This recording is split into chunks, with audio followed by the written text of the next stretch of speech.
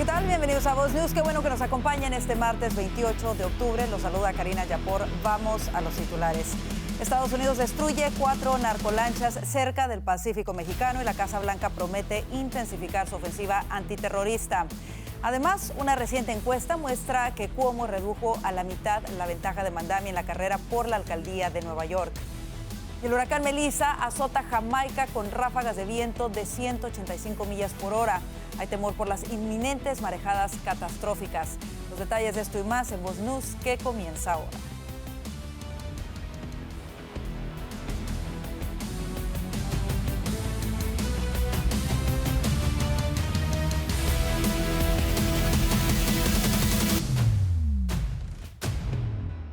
Un nuevo operativo de Estados Unidos contra narcolanchas dejó un saldo de 14 muertos y un sobreviviente en aguas internacionales del Pacífico cerca de México. Mientras tanto, el presidente Trump continúa con su gira en Asia, desde donde explicó que vienen ataques terrestres contra el narcoterrorismo en el hemisferio occidental.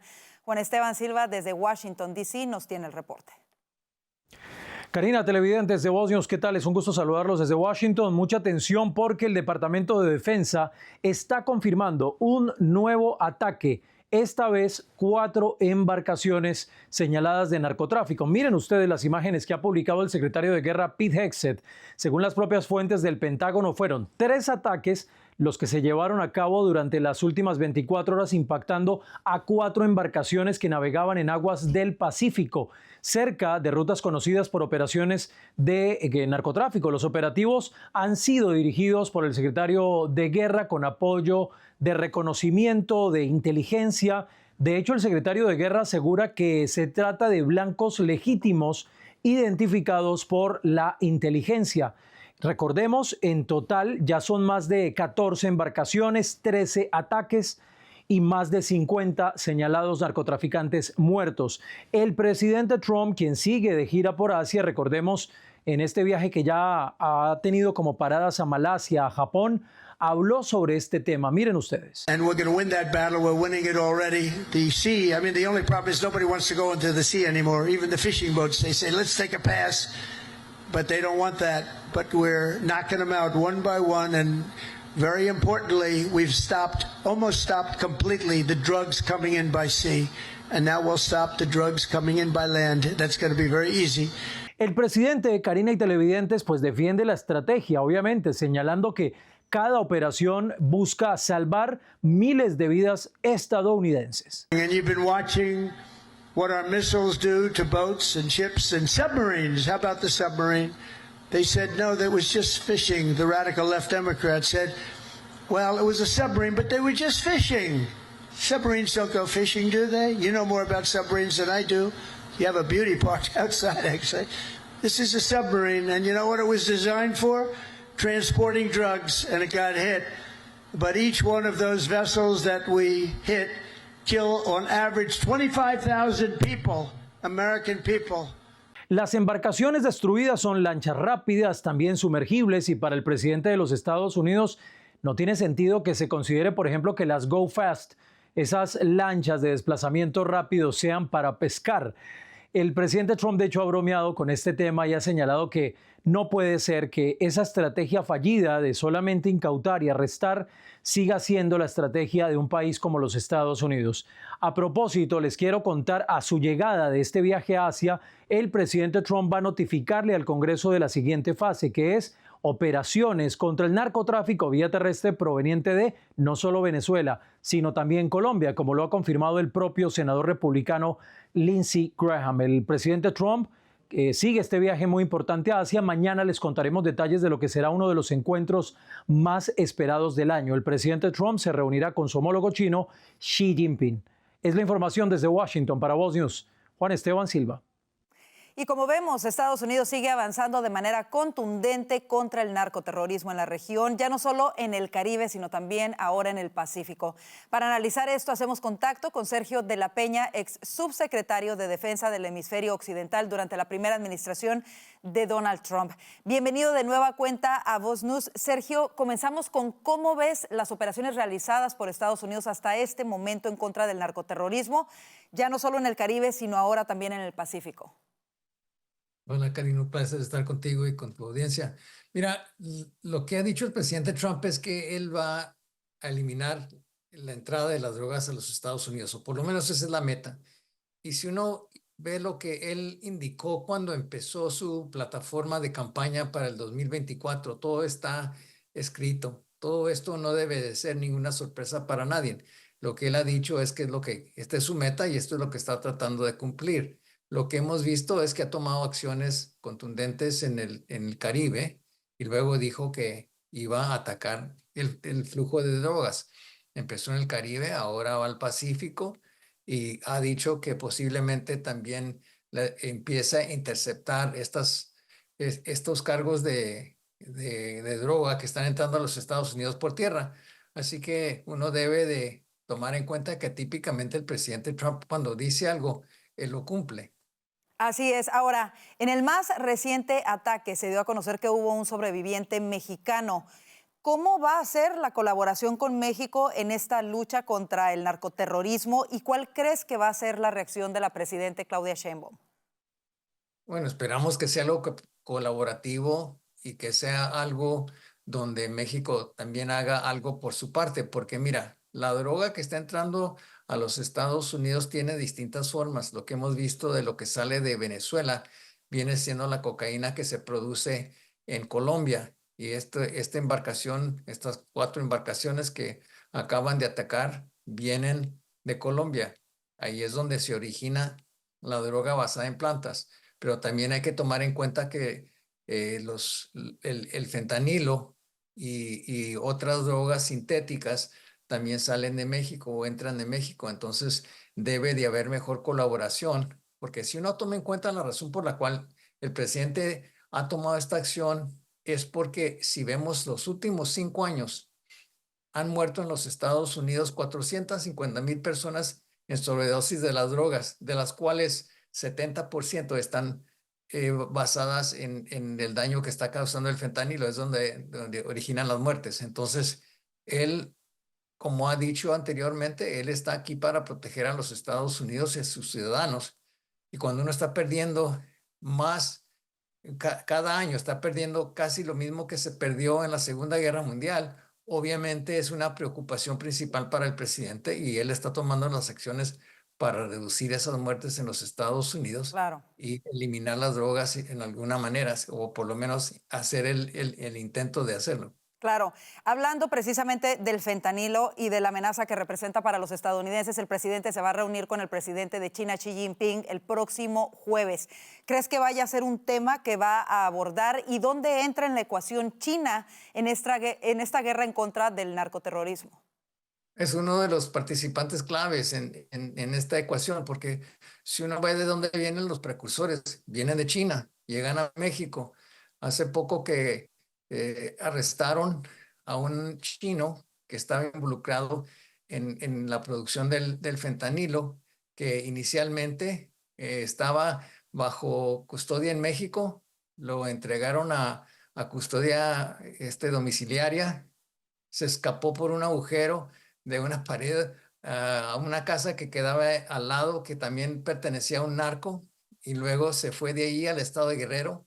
Lo buscaron en el estado de Guerrero y no lo hallaron cuando interceptaron el carro. Después se supo que se fue a Cuba en un avión que iba en rumbo a Rusia y Rusia dijo, no, no vas a entrar. Lo regresaron a Cuba y eventualmente de Cuba lo regresan a México y ahora lo tenemos acá en los Estados Unidos. Pero eso no debería de haber sucedido. Entonces eso obviamente es una preocupación tremenda porque se sabe que hay alguna colusión, parece, entre las autoridades y estos narcotraficantes. Entonces todo eso se tiene que combatir y esa es la razón por la cual los Estados Unidos se preocupa en hasta qué nivel hay la cooperación entre México y los Estados Unidos, si eso se permite que suceda.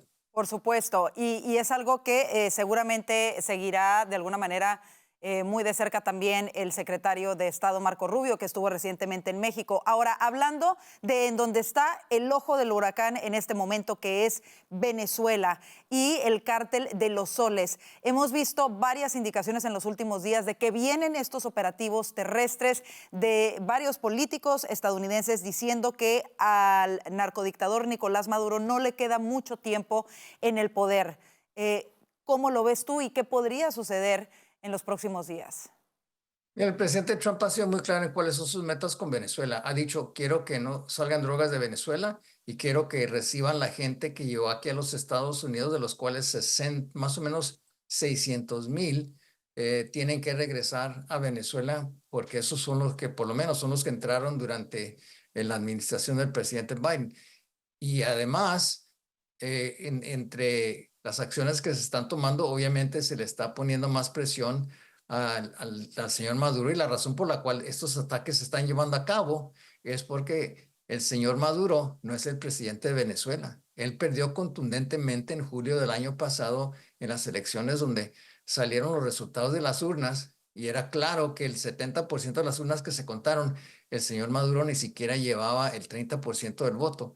Así que él perdió las elecciones, él está ahí ilegítimamente, y cuando está una persona que está encargada de un país que está exportando drogas a los Estados Unidos, él es un criminal. Entonces, por eso es que se le está aplicando la presión y eventualmente debe de llegar al punto en el cual el pueblo venezolano decide echarlo fuera, porque cuando alguien la única manera que salga Maduro de Venezuela es si lo saca la propia gente venezolana, y con la presión que se le está aplicando, con la recompensa que hay para su captura, esperamos que algunas de las gentes razonables que están alrededor del señor Maduro lo entreguen. Y seguimos muy atentos a lo que pueda suceder en relación a eso. Sergio de la Peña, queremos agradecerte muchísimo el haber estado con nosotros para hablar de este importante tema. Un placer estar con ustedes. En otros temas, hoy martes, el Senado fracasó por 13ª vez en su intento de reabrir el gobierno federal que lleva 4 semanas cerrado. La votación terminó 54-45 sin lograr el consenso necesario. Mientras los beneficios del programa SNAP están a punto de agotarse, un senador republicano propone un plan para pagar a los trabajadores esenciales y con licencia, buscando aliviar el impacto del cierre. El vicepresidente J.D. Vance se reunirá con senadores republicanos para afinar la estrategia legislativa. Solo 3 miembros del bloque demócrata votaron a favor del proyecto de ley. Los senadores John Fetterman, demócrata por Pensilvania, Catherine Cortés Masto, demócrata por Nevada, y Angus King, un independiente por Maine que forma parte del bloque demócrata. Y siguiendo con este tema, más de 20 estados demandaron hoy a la administración Trump por negarse a utilizar un fondo de emergencia para financiar las estampillas de comida durante el cierre de gobierno. A partir del 1 de noviembre, aproximadamente 42 millones de personas se quedarán sin recibir la ayuda del programa SNAP para comprar alimentos a causa de la negativa de legisladores demócratas de financiar al gobierno. Ante ello, varios estados como Arizona, California y Massachusetts solicitaron a un juez federal que obligue a Washington a utilizar fondos de reserva de emergencia para subsidiar este programa que otorga alrededor de $187 al mes y le cuestan al gobierno federal alrededor de 8,000 millones mensuales. El Tribunal de Distrito de Estados Unidos para el Distrito de Massachusetts deberá pronunciarse antes del viernes sobre una moción que obligaría a la administración a utilizar los fondos de contingencia para pagar las prestaciones del SNAP en noviembre. Y a una semana de las elecciones para la alcaldía de Nueva York, el exgobernador Andrew Cuomo ha logrado reducir a la mitad la ventaja que le llevaba a Zoran Mandami, el favorito en la contienda. Según una encuesta de la Universidad de Suffolk, publicada ayer, 27 de octubre, Mandami lidera con un 44% frente al 34% de Cuomo, quien en septiembre estaba 20 puntos por detrás. El republicano Corey Siwa se mantiene en tercer lugar con un 11%. La encuesta telefónica fue realizada entre el 23 y 26 de octubre a 500 votantes registrados.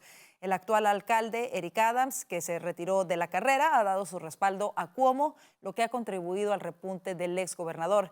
La elección se celebrará el próximo 4 de noviembre. Y escucha esto, cibernautas atraparon a Zoran Mandami mintiendo. Hace días el candidato a la alcaldía de Nueva York dijo públicamente y al borde de las lágrimas que su tía había sido una víctima del 11 de septiembre. ya que después de ese día nunca más pudo usar el transporte metro por miedo, ya que ella utilizaba el hijab y eso la convirtió en víctima de islamofobia. Sin embargo, cibernautas encontraron a la única tía de Mandami, Masuma Mandami, quien según sus fotos en internet no usa hijab y vivía en Tanzania cuando ocurrieron los ataques del 11 de septiembre de 2001. Al ser cuestionado sobre esto, dijo que se refería a una prima lejana de su padre de nombre Sera, que ya había muerto. Su campaña no ha difundido el nombre completo de la supuesta familiar muerta que sufrió islamofobia. Por su parte, familiares de las víctimas de los ataques del 9/11 se han mostrado indignados por las declaraciones del candidato. Por cierto, ya hay elecciones anticipadas en casi todo el país. Le recordamos que hay una herramienta digital muy útil para informarse sobre estos comicios. Así que vaya a evoterguide.com, introduzca su dirección o código postal para obtener su guía de votante personalizada o simplemente vaya al mapa y escoja el estado en el que radica. Aquí escogemos Nueva York, en donde se está llevando a cabo la contienda para la alcaldía de la ciudad. Le va a mostrar quiénes son los contendientes, si son liberales o conservadores, como lo estamos viendo en este momento. Y si quiere indagar más acerca del candidato, en este caso Zoran Mandami, podemos ver el perfil del candidato demócrata socialista. Está calificado como de extrema izquierda. Usted puede accesar a varios documentos, quienes han contribuido a su campaña. Cuestionarios sobre algunas posiciones de los candidatos. Por ejemplo, aquí le han cuestionado a Mandami sobre el derecho a la vida, se ha negado a contestar. Sobre la libertad religiosa también se ha negado a contestar. Sobre si en la economía se apoya el uso de fondos de los contribuyentes para presionar a la legislatura estatal o al Congreso, tampoco lo contestó. Y así sucesivamente usted lo puede hacer con cada uno de los candidatos en su estado, ciudad, condado. Es muy importante que participe en estos comicios y lo haga de una forma educada. Ahí está en pantalla, evoterguide.com. Así nos vamos a la pausa comercial. El huracán Melissa toca tierra en la isla de Jamaica con vientos superiores a las 185 millas, la más grande que haya golpeado la isla. Quédese, ya volvemos con esto y mucho más aquí a Voz News. Cuidar tu salud no debería ser algo imposible.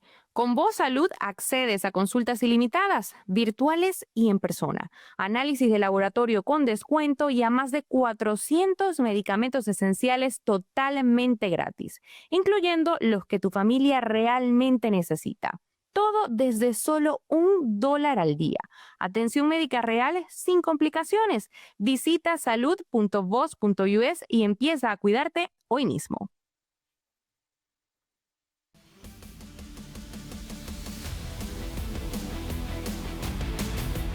El huracán Melissa tocó tierra este martes en Jamaica con vientos feroces y lluvias torrenciales, convirtiéndose en la tormenta más poderosa que jamás haya golpeado la isla caribeña.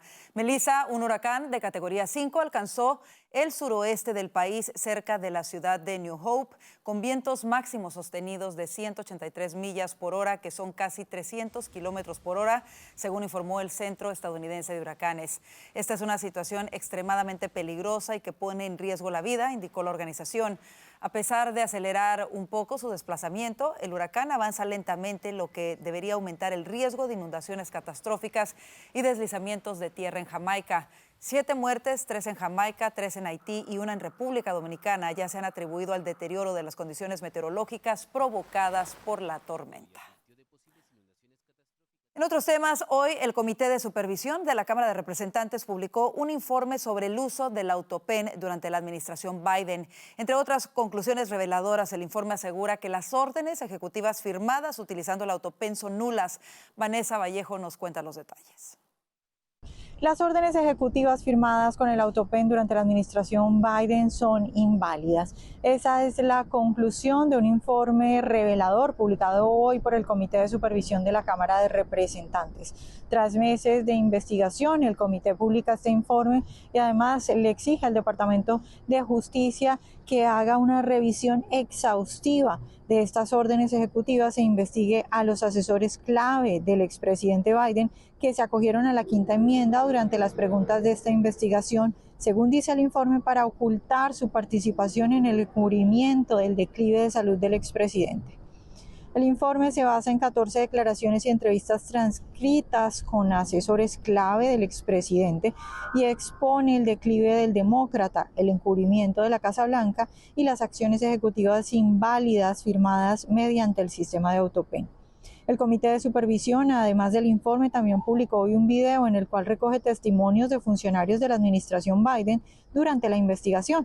Veamos parte de esas declaraciones ante el comité. Do you know who the people who were actually operated the AutoPen were? I do not. Do you know any of the actual staff who were using the AutoPen? No. You don't know their names? No. Have you never seen a decision memo laying out the breakdown of when the president should hand sign a particular set of documents? Not prior to prep. Did he hand sign all executive orders? He did not. He hand signed many executive orders, but he did not hand sign all executive orders. Can you read your response? I approve the use of the AutoPen for the execution of all the following pardons. Thanks, Jay-Z. Did you yourself write this email? I do not believe I did. El speaker de la Cámara de Representantes, Mike Johnson, también se refirió a este informe en su conferencia de prensa de esta mañana, calificando todo este escándalo como una situación sin precedentes en la historia del país. And this report includes 47 hours worth of transcripts and testimony revealing that every executive action signed by the AutoPen without written authorization from President Biden should be voided. This is an unprecedented situation in American politics and government. The actions of President Biden simply were not all his own actions, and there are major implications to that, including all the pardons that he signed. El informe se titula La presidencia de Biden con el sistema de AutoPen, declive, delirio y engaño en la Casa Blanca. Los hallazgos revelan que a medida que la condición del expresidente se deterioraba, sus asesores ejercieron la autoridad presidencial y facilitaron acciones ejecutivas sin su autorización directa, incluyendo el uso indebido del sistema de AutoPen y la falta de documentación adecuada en los procesos de toma de decisiones. Pues la fiscal general Pam Bondi ya ha reaccionado a este informe y ha publicado en su cuenta de X asegurando que su equipo ya está investigando y particularmente poniendo atención a esos indultos que fueron firmados con el AutoPen durante las últimas semanas de la administración Biden. También ha calificado esta investigación del Comité de Supervisión de la Cámara de Representantes como extremadamente útil. Gracias, Vanessa. Y en materia económica, le contamos que la confianza de los consumidores en Estados Unidos se mantuvo casi sin cambios en octubre, según los datos publicados este martes por Conference Board. El índice de confianza del consumidor del Conference Board bajó 1.0% en octubre a 94.6%, desde un nivel revisado al alza de 95.6% en septiembre, mientras que las expectativas promedio de inflación a 12 meses aumentaron a 5.9%, aún significativamente por encima del objetivo a largo plazo de 2% de la Reserva Federal, quien, por cierto, comenzó este martes a debatir sobre las tasas de interés, pese a la ausencia de indicadores económicos por la parálisis presupuestaria en el país. Y la administración Trump firmó un acuerdo de asociación estratégica por $80,000 millones para aumentar la generación de energía nuclear destinada a abastecer el sector de la inteligencia artificial. Así lo anunció este martes la compañía Westinghouse. La asociación entre el gobierno de Trump y Brookfield Asset Management y Cameco, propietaria de Westinghouse, acelerará el despliegue de la energía nuclear y la inteligencia artificial en Estados Unidos, dijo la empresa en un comunicado. Westinghouse no especifica cuándo estarán operativos los reactores nucleares. Gigantes tecnológicos como Google y Microsoft también han revelado importantes inversiones nucleares para satisfacer la alta demanda de la energía de inteligencia artificial. Y el gigante estadounidense del comercio digital Amazon anunció hoy la supresión de 14,000 puestos de trabajo como primera entrega de un proceso de reducción global vinculado al desarrollo de la inteligencia artificial. El director ejecutivo Andy Jassy ya manifestó en junio su voluntad de reducir costes en la empresa en pleno auge de inversiones en la inteligencia artificial. Una idea que se ha traducido este martes en una primera oleada de 14,000 despidos, sin que de momento se sepa en qué países. Las reducciones que anunciamos hoy son una continuación de los esfuerzos por fortalecernos aún más al reducir más la burocracia, suprimir capas y mover recursos para garantizar que estemos invirtiendo en nuestras mayores apuestas, explicó en un comunicado Beth Galaty, vicepresidente de Recursos Humanos y Tecnología. En otros temas, Texas demandó hoy a la firma Johnson & Johnson y Kenvue por vender Tylenol a mujeres embarazadas por el presunto riesgo que tiene de provocar autismo en los futuros hijos. En septiembre, la administración del presidente Trump vinculó el paracetamol o acetaminofén, principal componentes de Tylenol, vendido libremente en los Estados Unidos, con un alto riesgo de provocar autismo en los niños, una condición del neurodesarrollo que afecta las capacidades comunicativas y de relación del ser humano. El fiscal general de Texas y aliado de Trump, Ken Paxton, demandó a los laboratorios Johnson & Johnson Kenvue por comercializar engañosamente Tylenol a mujeres embarazadas, a pesar de saber que la exposición temprana al acetaminofén, su único ingrediente activo, aumenta significativamente el riesgo de autismo y otros trastornos. Por cierto, si le gusta nuestro contenido, vaya en este momento a nuestro canal de YouTube. Nos encuentra como @VozMedia. Suscríbase, es gratis, active la campanita para que de esta manera reciba las notificaciones cada que tenemos contenido nuevo para usted. Recuerde, hay entrevistas y contenido conservador en español exclusivo para usted. Su apoyo nos ayuda a seguir creciendo.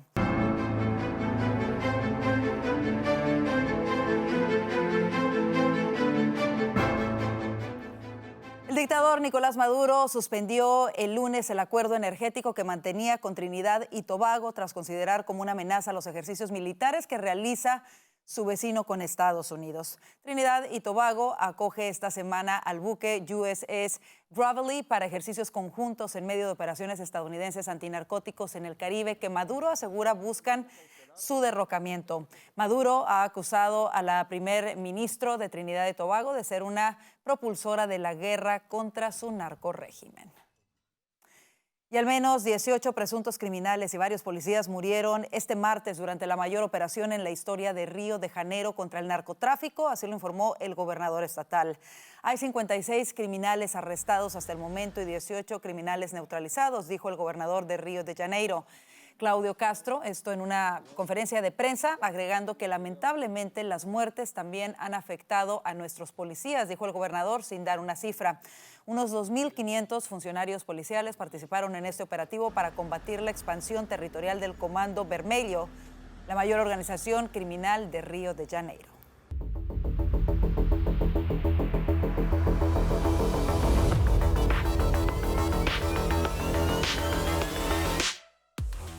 El primer ministro israelí Benjamín Netanyahu ordenó este martes a sus tropas atacar de inmediato la franja de Gaza tras acusar a Hamás de violar el acuerdo de cese al fuego patrocinado por Estados Unidos. Tras consultas en materia de seguridad, el primer ministro Netanyahu ordenó a los militares realizar poderosos bombardeos en la franja de Gaza, indicó un comunicado de su oficina. Más temprano, Israel acusó a Hamás de violar el acuerdo de alto al fuego después de que el grupo terrorista devolviera los restos de un rehén cuyo cuerpo en parte ya había sido recuperado por el ejército israelí.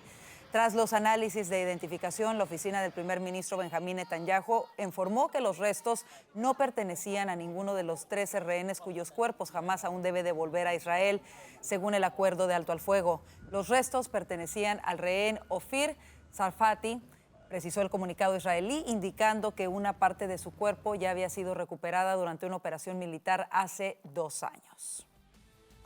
Así nos vamos a la pausa comercial. Quédese con nosotros. Ya vienen nuestros analistas para hablar de lo que hace titulares hoy.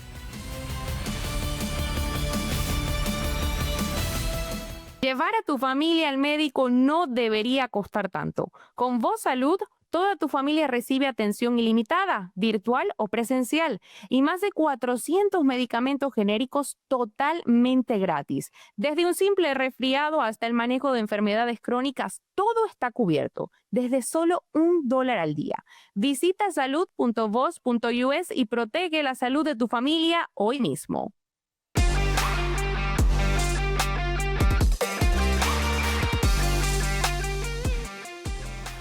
El secretario del Departamento de Guerra de Estados Unidos informó que dieron de baja a 4 narcoembarcaciones en el Pacífico pertenecientes a los cárteles de la droga. Y escuchó bien, ya no solo es el Caribe, también es el Pacífico. Para analizar todo ello, le damos la bienvenida a Vanessa Vallejo, analista político de Voz, Alfonso Aguilar, abogado y analista político de Voz, y Orlando Avendaño, periodista y analista político de Voz. Bienvenidos, compañeros, y comenzamos con esto. Pete Hegseth ya lo habíamos escuchado desde hace unos días, equipara a los narcoterroristas en la región con Al-Qaeda y con ISIS. Da a conocer este ataque en el que mueren 14 presuntos narcoterroristas y sobrevive uno de origen mexicano. Comienzo contigo, Alfonso. ¿Debe Estados Unidos continuar expandiendo precisamente estas acciones, no solamente ya en el Caribe, sino en el Pacífico? ¿Y cómo lidiar con la relación binacional? Escuchábamos hace unas horas a la presidenta de México, Claudia Sheinbaum, diciendo que no les gustaba la forma en la que se estaban llevando a cabo estos operativos. ¿Cómo lo ves?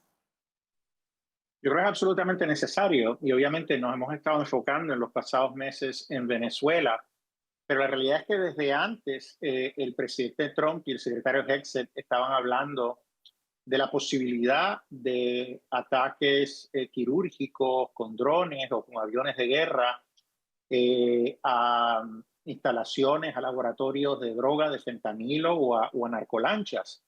Entonces, esto pues no nos debe sorprender. Esto es parte de esta guerra no convencional en contra de los carteles de drogas que han sido designados organizaciones terroristas. Entonces, yo creo que ya se le había avisado a la presidenta de México. Ya sabíamos que ya durante la administración Biden estaban entrando drones que monitoreaban laboratorios de fentanilo en México y le pasaban esa información a las autoridades mexicanas.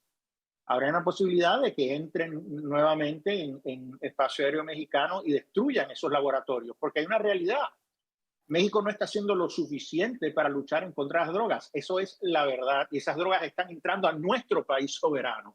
O sea que si Sheinbaum quiere que nosotros defender su soberanía, ella tiene que asegurarse de que no se viole nuestra soberanía, permitiendo que estas personas produzcan y trafiquen drogas a través de la frontera con Estados Unidos. Entonces yo creo que esto es absolutamente necesario y quizás lo veamos en otros países. O sea, es un mensaje claro. La guerra en contra del narcotráfico ha cambiado. Es una auténtica guerra en contra de grupos terroristas y Estados Unidos va a hacer ataques en el mar, va a hacer ataques también terrestres en contra de carteles. Y lo va a hacer en territorio incluso soberanos de otros países. Ya los países están avisados. En el caso de Maduro es diferente porque él es el capo de un cartel, ¿verdad? Los otros países como Colombia o México pues tienen que decidirse a dar la lucha en contra del narcotráfico porque si no van a haber acciones militares de Estados Unidos en su territorio. Es tan sencillo como eso. Ya ha sido un punto de fricción ya con el vecino país, ha sido causa, por ejemplo, del aumento de aranceles, que de hecho, si no se llega a un acuerdo, entrarían en vigor. Ahora se terminaría la pausa precisamente a esos aranceles, ahora el 1 de noviembre. Orlando, ¿cómo lo ves y qué tan importante es México enlazado a los otros cárteles de la droga como el cártel de los Soles o a otros narcoorganizaciones de Colombia y basados en Sudamérica que de alguna manera tienen esta estrecha relación con los cárteles mexicanos también?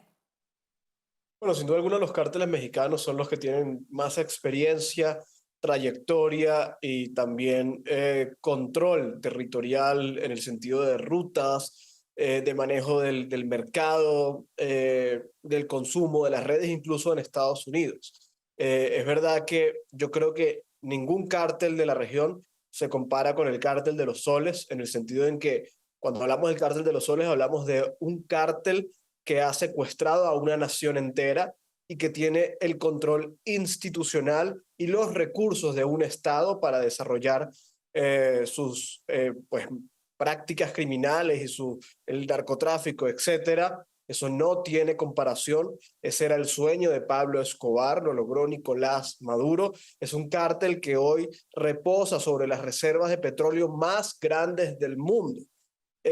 No obstante, los cárteles de México, pues obviamente también son muy poderosos. Yo creo que tienen un impacto incluso mayor para Estados Unidos que el cártel de los Soles, pero hay que entender esto como una mega organización transnacional que trabaja en conjunto. Es decir, cuando se impacta el cártel de Sinaloa, por ejemplo, o en Colombia, al cártel del Golfo, o en el caso de Venezuela, al cártel de los Soles, se está impactando a los tres o a todos los cárteles al mismo tiempo, porque están estrechamente vinculados. Ahora, es verdad que hay una diferencia importante con respecto a Colombia y México, y es que todavía, aunque en el caso colombiano es dudoso, pero todavía el gobierno no está completamente cooptado por el narcotráfico. Es verdad que en el caso de México ha penetrado muchísimo el gobierno y es un gobierno que en parte es rehén, pero con la suficiente presión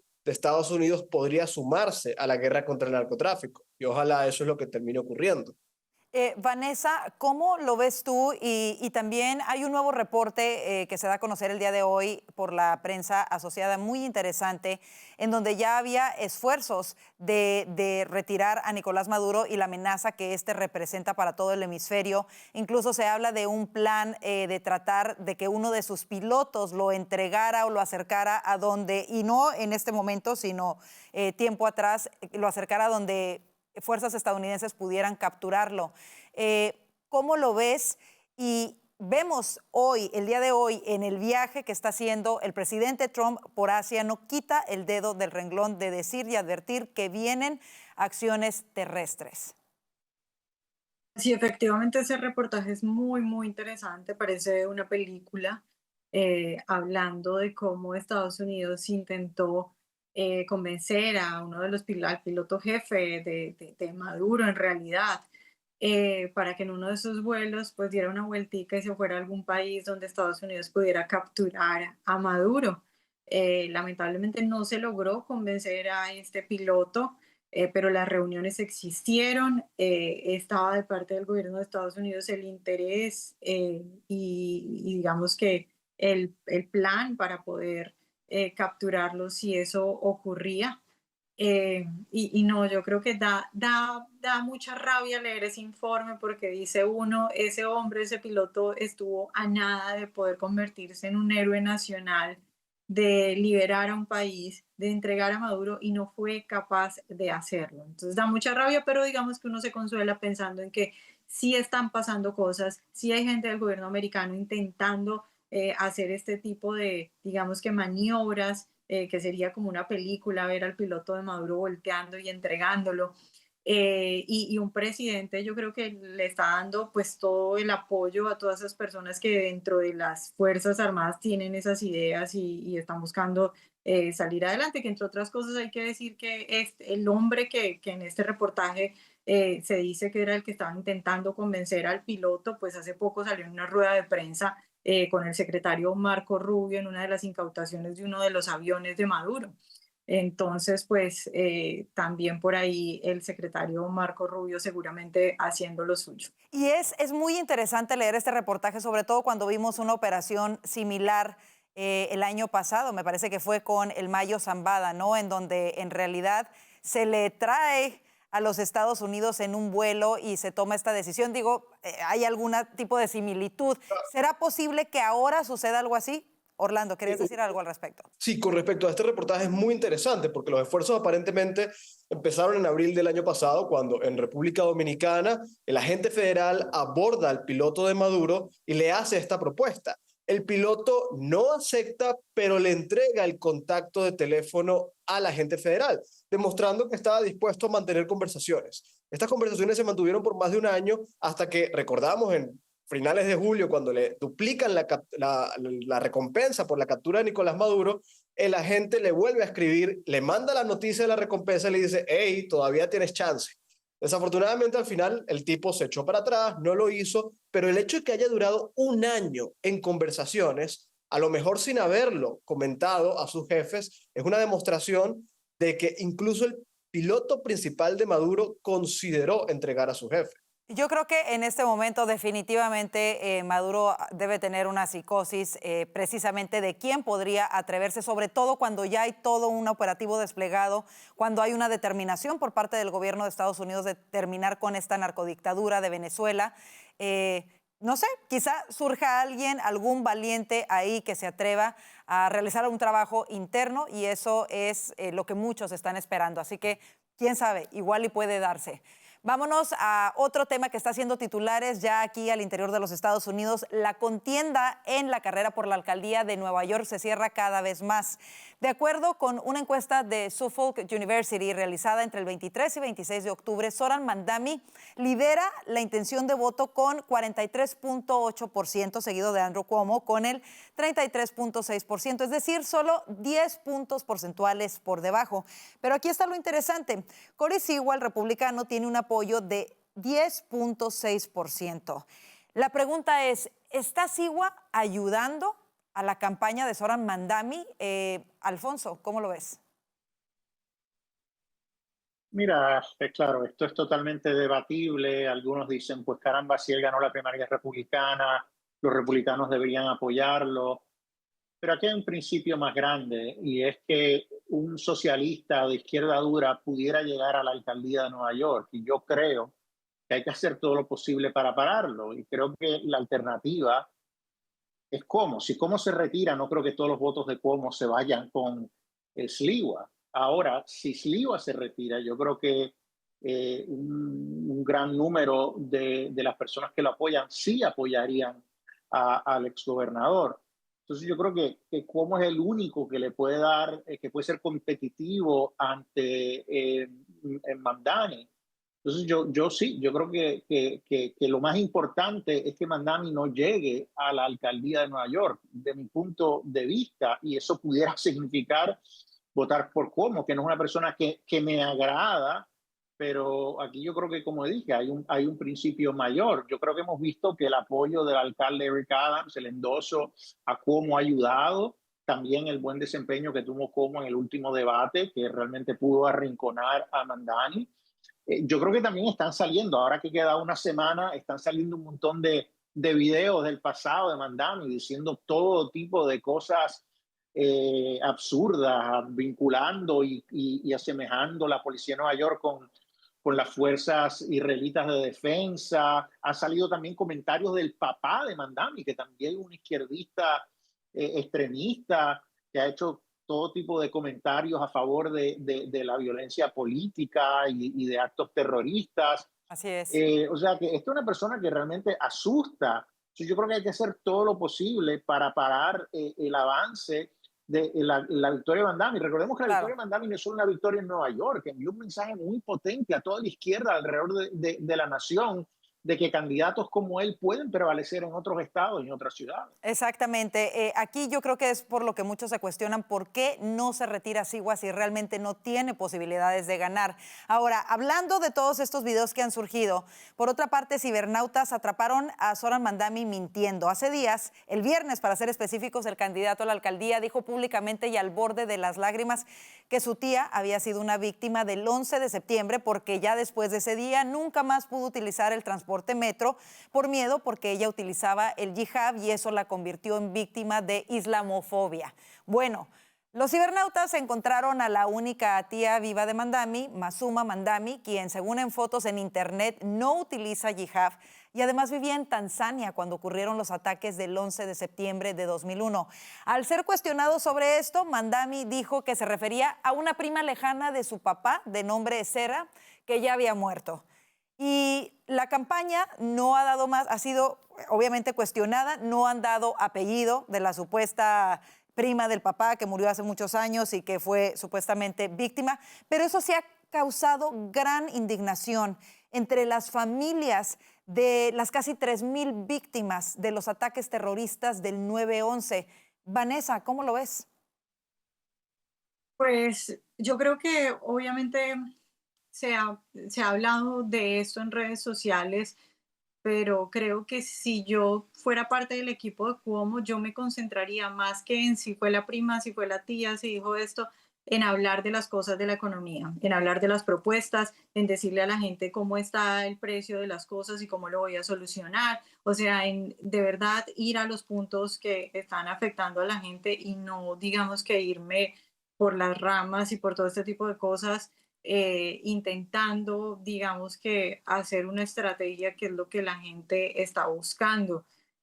Sin embargo, más allá de eso, a mí me parece que es importante reconocer que lo que está pasando dentro del Partido Demócrata es muy interesante para nosotros y muy preocupante para ellos, porque si bien es cierto que esta gente es completamente extrema, la verdad es que es difícil encontrar dentro del Partido Demócrata candidatos que muevan o que emocionen a sus bases como los emocionan estos radicales. Entonces, creo que es un fenómeno político muy interesante de ver lo que está pasando y además de ver que el Partido Demócrata en realidad puso a Cuomo, pero hoy, por ejemplo, yo leí el tuit de alguien que decía, Cuomo mató a mi papá y ahora tengo que votar por él. No sé si lo voy a hacer. Fuerte también. La realidad es que sí, la situación de Nueva York, y lo hemos discutido en los últimos días, no es nada buena en realidad. ¿Cómo lo ves tú, Orlando? A mí me parece de verdad muy paradójico. Entiendo el punto de Vanessa y entiendo que deben de concentrarse en la economía, que es lo que le pega a todo el mundo. Pero específicamente hablando de Nueva York, después de una tragedia como la de septiembre 11, donde murieron miles de estadounidenses por estos ataques terroristas, y tienen esta frase que dice never forget, o sea, nunca hay que olvidarse de ello. Pareciera que realmente se olvidaron cuando están permitiendo llegar al gobierno de la ciudad a alguien con esta ideología extrema, además utilizando esa tragedia símbolo, la peor tragedia de los Estados Unidos, para contar una mentira y causar simpatía a su favor, fingiendo que su familia o su familiar fue víctima de islamofobia. ¿Cómo lo ves tú? No, es insólito, pero yo creo que los republicanos tienen que aceptar que no tienen chance y que nunca van a ser gobierno en una ciudad como, que está como hoy lo está y sobre todo que piensa como hoy piensa. En todo caso, lo que tienen que hacer es tratar de evitar que Nueva York caiga en las peores manos, que eso no significa que vaya a estar en manos de los republicanos. El dilema hoy parece horrible, pero la verdad es mucho más fácil. Yo sé que no nos gusta Cuomo, que Cuomo salió por la puerta de atrás, que fue un pésimo administrador, un pésimo gerente, que fue una pésima persona, pero representan la única forma de realmente salvar a Nueva York de la deriva en la que podría caer de manos de Mamdani. Como tú dices, Mamdani no solamente es una farsa, toda su idea, toda su vida ha terminado siendo una farsa, sino que además simpatiza con la ideología que tanto daño le ha hecho a Nueva York. No solamente es el islamismo extremo, sino el comunismo. En Nueva York han terminado parando grandes disidentes del comunismo a nivel mundial y es una tragedia que ahora esta ciudad, que es un símbolo de la prosperidad de Estados Unidos, termine en manos de alguien que va a acabarla por completo si se lo permiten. Así es, pues estamos a una semana exactamente, aunque ya comenzaron las elecciones de manera anticipada o temprana, estamos ya a una semana del día de elecciones. Vamos a ver qué sucede de aquí a allá. Nos vamos a la pausa comercial, quédese con nosotros, ya volvemos con más del panel de voces. Cuidar tu corazón no tiene que costarte una fortuna. Con Voz Salud tienes consultas médicas ilimitadas, análisis de laboratorio con descuento y más de 400 medicamentos, incluyendo los que controlan la presión arterial y el colesterol, totalmente gratis. Todo desde solo $1 al día. Visita salud.voz.us y cuida tu corazón sin estrés.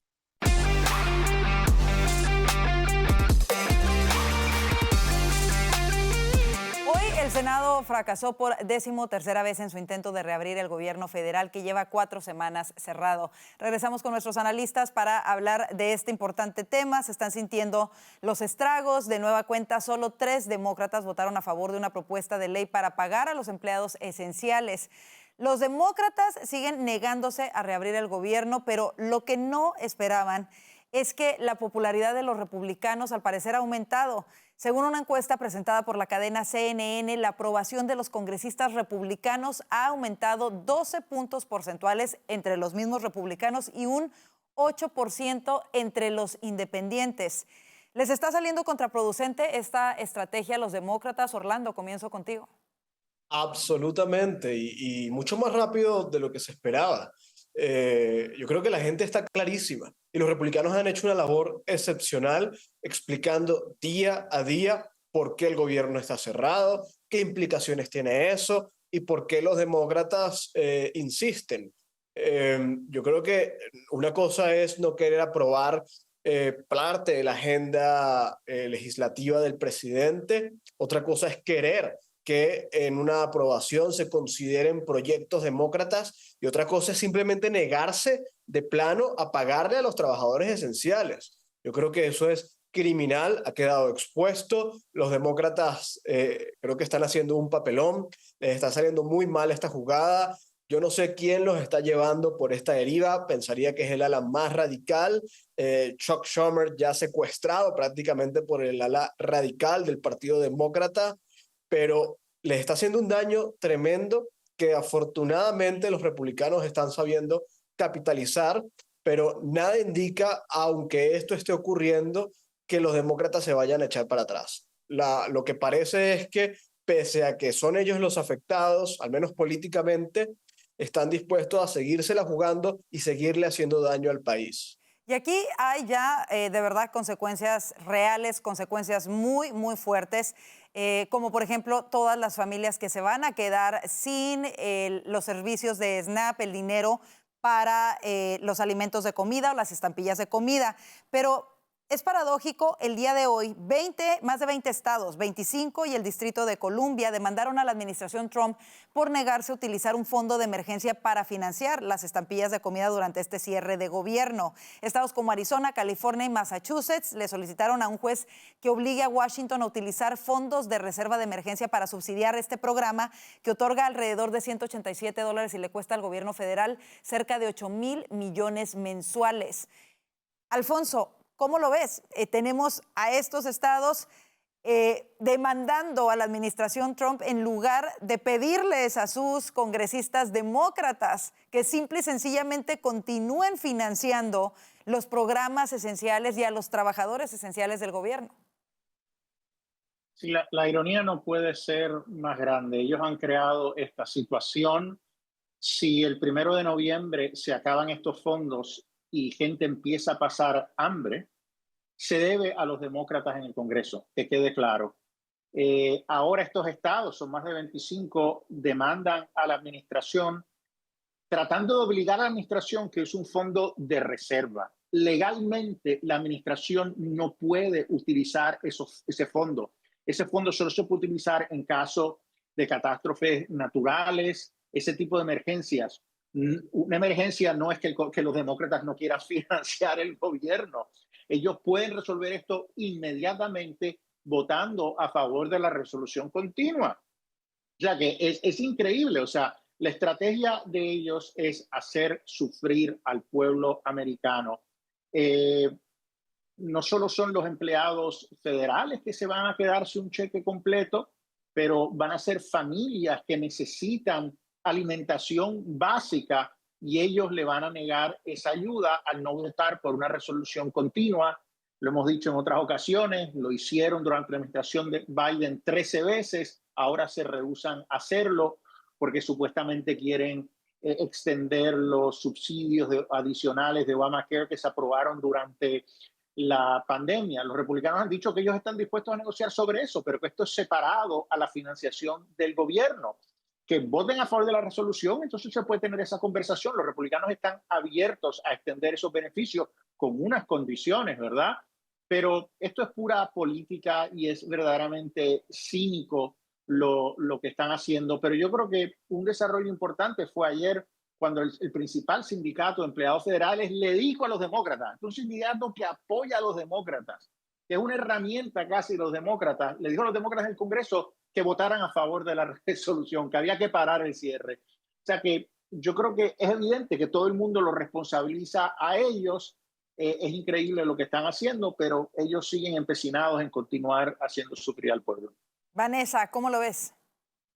No sé qué vaya a pasar en las cortes, no sé si esto va a ser una pelea también importante porque recordemos que hace unas semanas la administración había dicho que sí podía utilizar esos recursos de emergencia para, digamos que al menos por un tiempo extender estos subsidios, porque según los números, 1 de cada 8 americanos tiene acceso a esos subsidios, y la secretaria de Agricultura incluso también había públicamente dicho que se podían aprobar esos recursos de emergencia. Entonces yo no sé si en las Cortes eso cómo vaya a resultar, ¿no? Por ahora, afortunadamente, yo creo que la gente, el público americano está siendo justo cuando vemos que en las encuestas culpan a los demócratas. Yo creo que la posición de los sindicatos enojados, los líderes dando declaraciones muy enojados y señalando directamente a los demócratas ayuda mucho. Creo que, por ejemplo, las declaraciones del senador Fetterman ayudan mucho. Esta mañana, por ejemplo, el senador Fetterman posteó un video diciendo voy de camino al trabajo y hay una larga línea de trabajadores federales tratando de buscar ayuda, pues como de esas organizaciones que reparten almuerzos gratis, y estaba ahí una línea súper larga y el senador Fetterman llamando a su partido, digamos, a la cordura. Yo creo que este tipo de cosas han ayudado mucho, pero no sé si los demócratas vayan a seguir en su posición dura. Y tal vez el presidente Trump pues lo que está haciendo es intentando presionarlos para que esto termine rápido, ¿no? Ojalá que así sea, pero bueno, no puede hacer mucho sobre los demócratas y esta línea. Rápidamente, en 30 segundos, quisiera preguntarles a cada uno, ¿cuánto tiempo más va a durar esto? Es increíble, gente que tiene cuentas que pagar, que tienen renta que pagar, que tienen alimentos, que tienen familia, incluso pagos de tarjetas de créditos, todo lo que implica que los trabajadores federales no estén recibiendo su pago, además de los subsidios, como las estampillas de comida que estábamos hablando, es increíble. ¿Hasta cuándo van a aguantar los demócratas con esta postura y qué se podría hacer para que termine esta situación? Comienzo contigo, Orlando. No, va a durar lo que tenga que durar. Yo creo que no hay aproximación de cuándo pueda terminar. Yo diría que en todo caso, cuando empecemos a escuchar las historias trágicas, humanas, es cuando quizá haya una especie de remordimiento. Vanessa. Yo creo que algunos demócratas se van a votar con los republicanos cuando, digamos, la gente de sus estados empiece a presionarlos, pero de parte de Schumer yo no creo que vayamos, o sea, no tiene cómo salirse ya de esa decisión personal que él tomó. Y cerramos contigo, Alfonso. El cinismo de los demócratas es enorme, han llegado hasta hoy. Ellos van a votar a favor de la resolución continua cuando pase los 35 días, que fue lo que duró el primer cierre en la primera administración Trump, que fue el cierre más largo en la historia. Ellos quieren que este sea el cierre más largo para tenerlo como un talking point. Miren lo que logró Trump, el cierre más grande del gobierno. Ellos quieren atribuírselo a Trump y van a esperar. O sea que después del día 36 todo es posible, pero se les va a ver el plumero, se va a ver los cínicos que fueron para conseguir que este se convierta en el cierre más largo. Vergonzoso, la verdad, el sacrificio de tantas personas y sus necesidades esenciales por simple y sencillamente un talking point, como tú lo acabas de decir, un punto a ganar.